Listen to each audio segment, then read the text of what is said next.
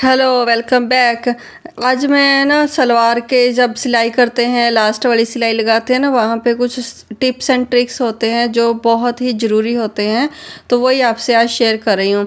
तो सलवार तो मेरी सिल ली है, इसका पोंचा भी रेडी कर लिया है। और जब ये लास्ट वाली सिलाई लगाते हैं ना, पहला टिप तो यही है कि देखो आप यहाँ पे जब ये सिलाई लगाने के पहले ना, ये पोंचे की जो सिलाई होती है, मोरी के जो पोंचा होता है जो है ना, इसकी जो सिलाई से सिलाई मिला के तब इसकी जो पोंचे का जितना आपको खुला रखना है वो वाला आपको यहाँ पे मार्क लगाना होता है। सिलाई से सिलाई मिल के आनी चाहिए। अगर कभी कभी हम इसको ज़्यादा ध्यान नहीं देते हैं तो ऐसे तरीके से सिलाई का मार्क लगा के पोंचे का सिलाई लगा देते हैं। तो इससे क्या होता है कि सलवार घूमने का उसका चांस रहता है। जब हम पहनते हैं तो सलवार इधर उधर घूमती है।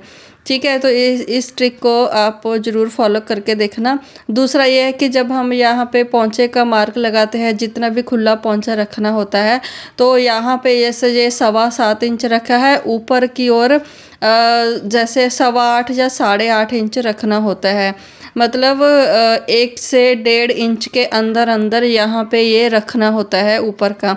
तभी ये इस तरीके से ऐसे तिरछी सिलाई जो है वो लगती है यहाँ पे। तो देखो मैंने इसको रखा है 8.5, 8.25 या 8.5 इंच काफ़ी होता है रखना।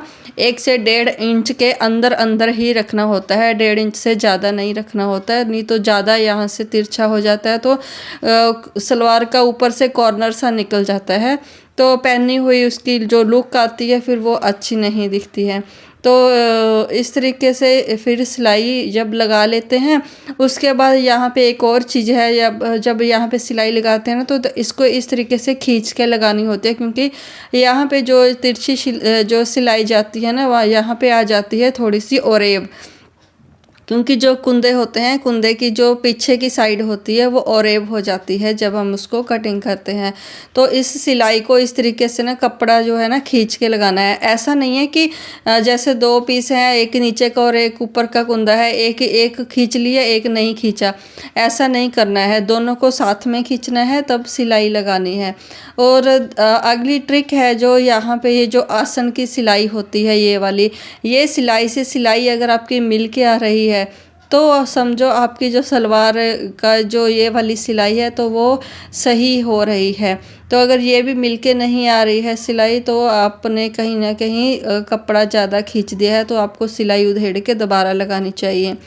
तो ये जो सिलाई होती है यहाँ पे इसको, अब ये जो एक और यहाँ पे चीज़ है जो देखो छोटी छोटी चीज़ें हैं लेकिन बहुत ही ज़रूरी होती हैं ये।